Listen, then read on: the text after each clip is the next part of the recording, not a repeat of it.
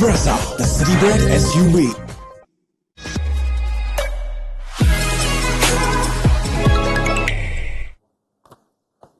Funny looking score, 141 for 5. That is the lowest score with 5 wickets or less in 20 overs, batting first in this IPL for a team that is batting first after a while.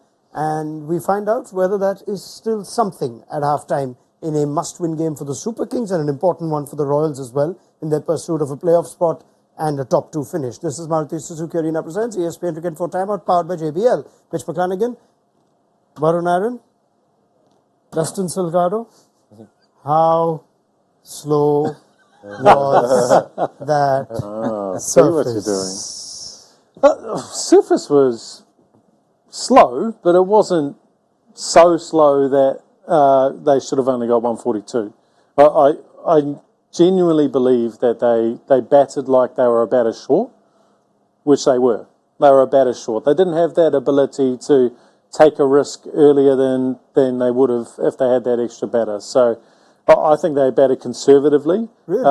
But saying that, I think that Chennai actually bowled really nicely.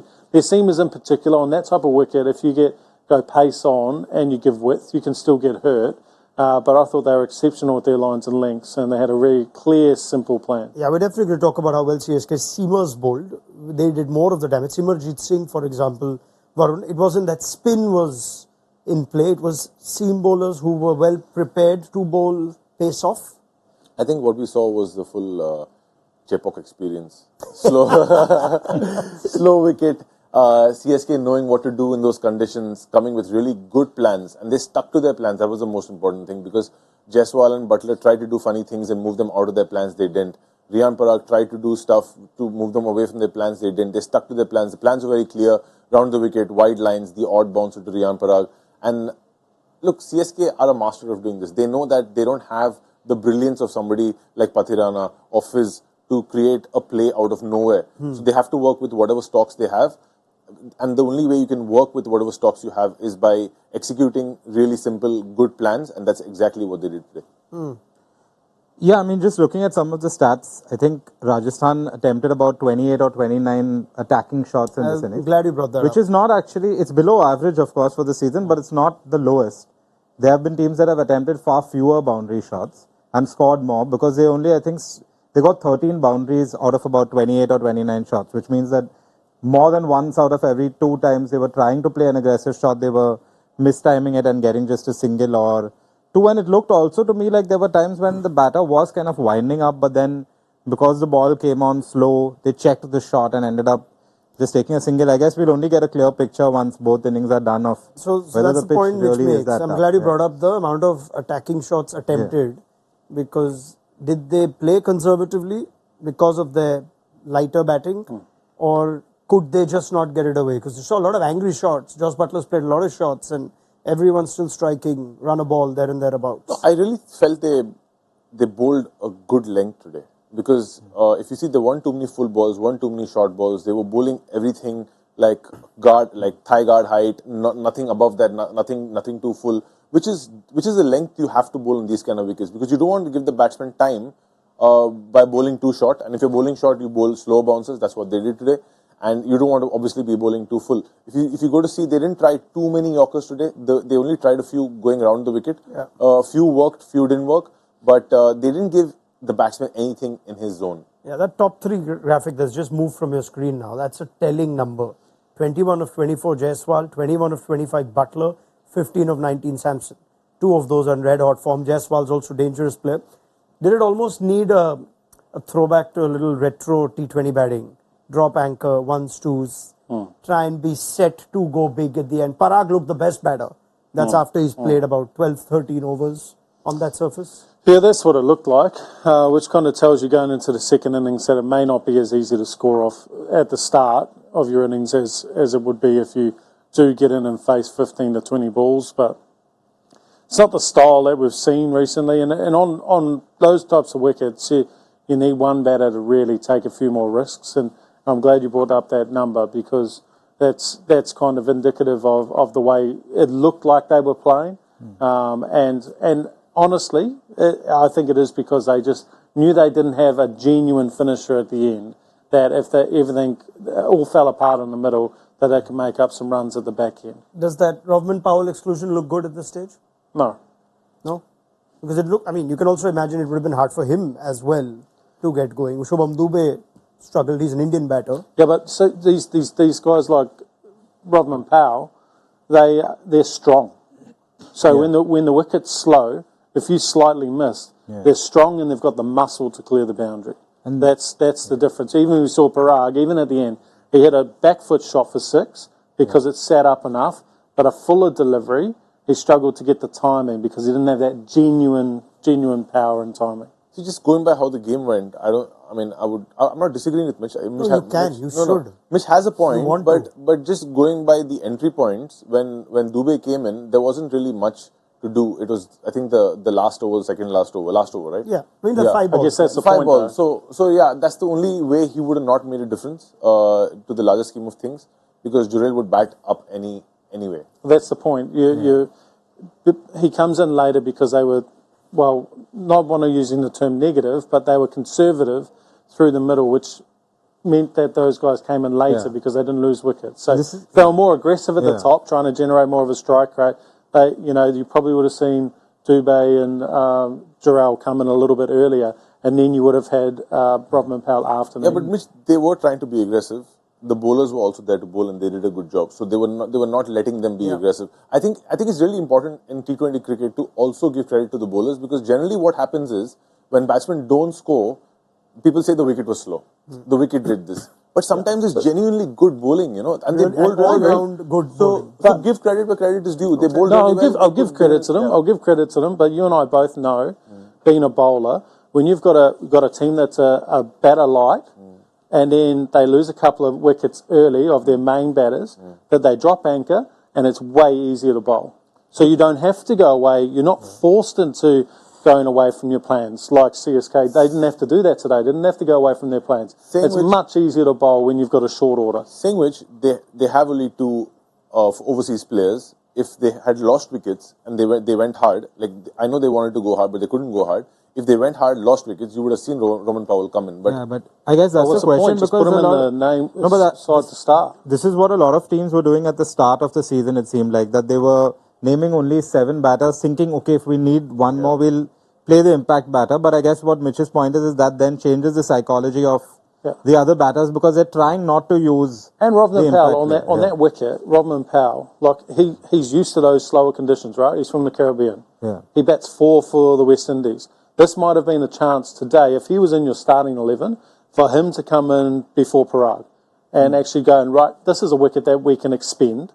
We can go hard he's here not and try coming in before Parag. There's no chance. But just listen to what I'm trying to say. On a surface, on a surface that's slow, you've got to have someone who's going to come out and try and change the game and get momentum and get players off their plans, because it's easy to bowl in those conditions. I'd just like to remind you started the whole point saying I'm not disagreeing with Mitch. No, but if Mitch says he's going to come before Parag, then I would disagree. Obviously, I'm saying you should anyway. Yeah. No, I take your point. I also think it reflects where the management stands with Rovman Powell versus, say, if Hetmeyer was fit. There's no doubt Hetmeyer would play, but somehow they don't rate Rovman Powell with whatever form. The truth is, Rovman Powell missed a full toss, a juicy full toss, in that last ball, which denied them a win. Yeah. So, he's stops him from having an impact in any future game. And the next game, he didn't have an impact, did he? Yeah, so like I said, I'm not saying either of you are wrong, actually. That was followed up. I'll say I'm not disagreeing with either of you. No, one sec. I didn't finish my point. Mitch was like, oh. Varun, speak. Yeah, so I was saying that happened. Next game, again, he had an opportunity to win them the game. That didn't happen. So being a part of the management, which you are now, of a team, you would be like, okay, maybe this guy is not hitting the ball the way we wanted him to hit the ball. And send so you're saying that they had enough batting and that they batted aggressively enough? I think they... Quiet, both of you. Whoever gets the ball can talk. There's only one mode every single batsman is coming out with in this IPL, in all the IPLs, this IPL especially, is see the ball, hit the ball. Nobody wants to play slow. Bowlers bowled well today. Well done. Yeah, I like that. And I think we'll come back to how this game eventually goes to see whether Rajasthan Royals missed a trick, because they would have expected this kind of game, whether they couldn't react. But quickly on Simarjit Singh, who we've not seen much of, tossing the ball, And you could tell us just what worked for Simarjit today, who's an unsung hero and coming late to the playing 11 in the last few games. And what worked for Simarjit today? First of all, his lengths, his awareness of what the batsman was doing at the crease. We saw it with Josh Butler. He was moving around. He didn't make the mistake of bowling short and stuff like that. He followed him full, which got him out. The other thing which I really like about Simarjit is he's got a really nice loose wrist. So at the end, if you see, he's got a very wristy kind of release, which gives him that extra bounce and extra zip, which can deceive batsmen on a slow track as well, which happened to Jaiswal. So all in all, good bowler, and I hope he keeps going this way. I can agree with you on that. Well done, mate. He did bowl beautifully. He bowled beautifully. Simarjit, additionally? Yeah, I like him. I think he's got that extra airspeed, and like Varun says, on a slow wicket, you can beat good players with a little bit extra airspeed. So I thought he's exceptional today. Do you think also with the slower balls, it seems at least, I'm not going to do it. It's a talking ball. It's a talking ball to some order on the floor. It seemed like early in the season, a lot of bowlers were bowling these into the pitch slower balls because, of course, you have the 2 bouncer rule. It seemed like everyone wanted to use that. I have noticed, I wonder if you guys have as well, that they're now bowling slightly fuller or length slower balls, which are actually getting more wickets. So if the wicket's slower, it's more beneficial to bowl a little bit fuller because there's less time to react to the change. If you bowl shorter on a slower wicket, it can just sit up and batters have got time to adjust. So if there's only a little bit of stick, you can go that shorter length. The slower the wicket is, the more you want to be on that good length or full of a length a bit wider. Right. See, Dustin, you want to ask all these intelligent questions, you must come on time. Second innings has begun. Very good, but I have my own ball, so I can keep talking. Okay. This is how I used to play. I used to bring my own kit and everything. And take it back also with you. On that note, let's quickly remind everyone of their predictions. Everyone went 170 to 200. It's nowhere near that. But is 141 anywhere near a defendable score? Let's find out with our predictions. Mitch McClenaghan, how are we going? I think it's 20 short. The only concern is that CSK doesn't come out and be aggressive. This is a naughty type of score where you think that you can just bat and then all of a sudden you find yourself behind the run rate. So I think they'll do it in the 19th over. CSK to win in the 19th. Yeah, and they'll be 5 down. 5 down, very well. Any outrageous pick? Outrageous pick is that Gaikwad will be not out at the end. Gaikwad will be not out. Fair enough. Yeah.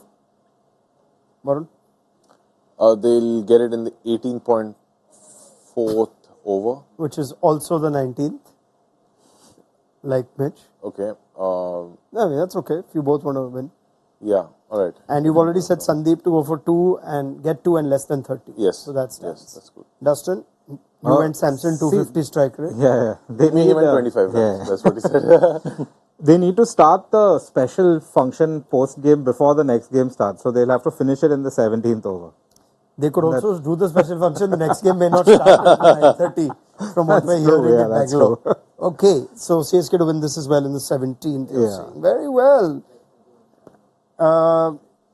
Do you want to give me one more outrageous pick? I've been asked for one more outrageous pick higher up. Trent Bolt's not getting a wicket today. Bolt wicketless.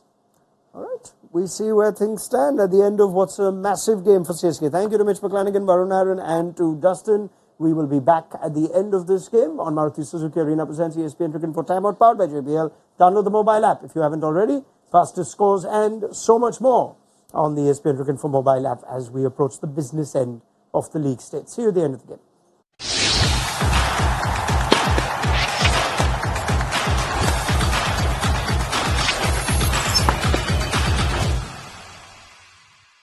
All new hot and techy Brezza, the city bred SUV.